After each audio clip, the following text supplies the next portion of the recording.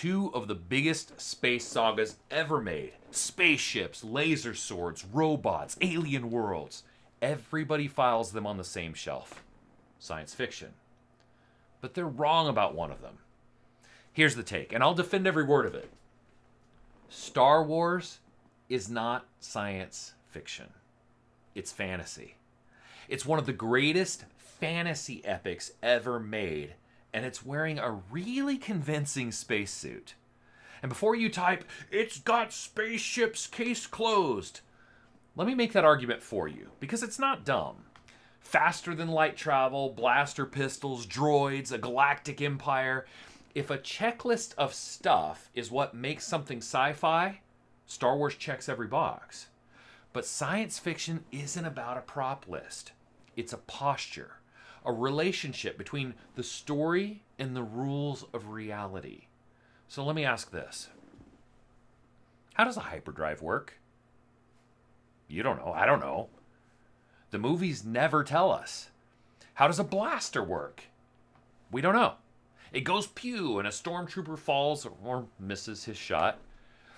How does the Force let Vader choke a man across the room? That doesn't get explained either. It's a mystical energy field. Here's what nobody says out loud. There is no more science behind the hyperdrive than there is behind the Force choke. They're the same thing. Unexplained power that works because the story needs it to. One's dressed in chrome, the other in black robes. Now, that's a costume difference, not a category difference. The blaster is a wand that goes pew.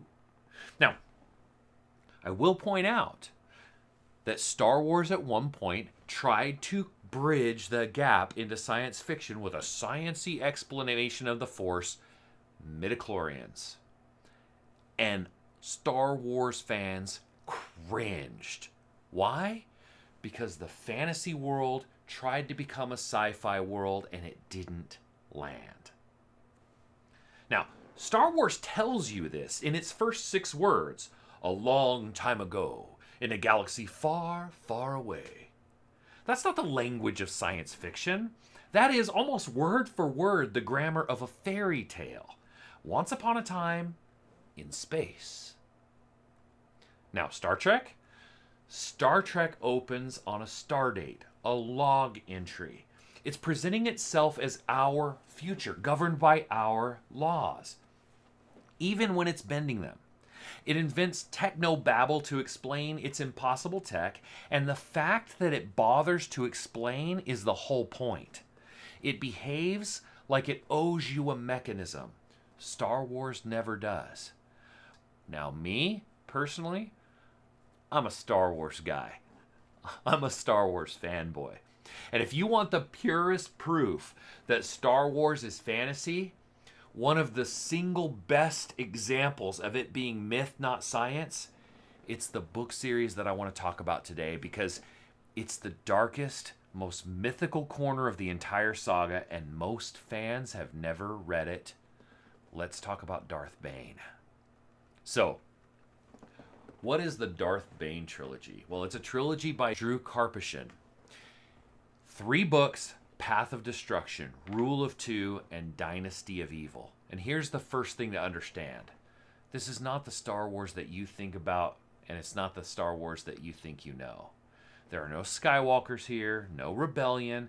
This is set 1,000 years before the movies, in an age when the Sith aren't a secret order of 2. They are an entire army, thousands strong, at open war with the Jedi. And it follows one man's rise from the absolute bottom, a minor, nobody, nothing, into the most important Sith Lord in the entire mythology. Because this is the guy.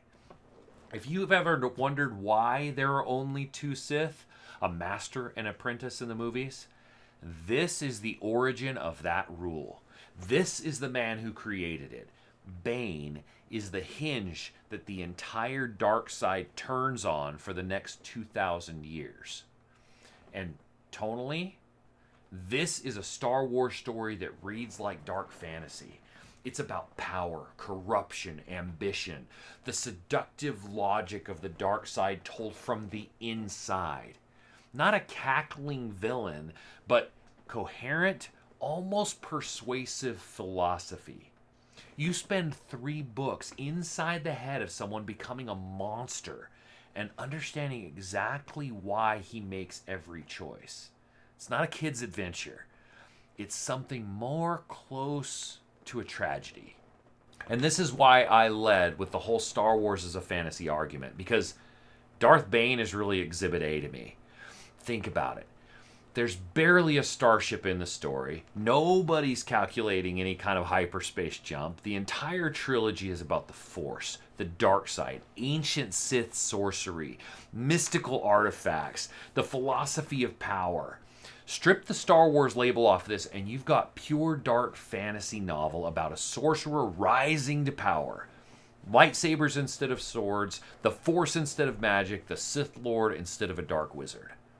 That's the tell. The best Star Wars story, the ones that really sing, are the ones that lean all the way into the mysticism and stop pretending to be about technology. Darth Bane works because it's unapologetically fantasy. There's no fig leaf of science anywhere. And it's one of the most beloved corners of the whole expanded universe because of that. So, when I say Star Wars is fantasy, this trilogy is resting my case. Now, a heads up, because this is one that matters. Darth Bane is dark. It's genuinely dark. It's the grittiest, most adult Star Wars you'll ever read. But I want to be precise about why, because it's not what you'd assume. It's not the language.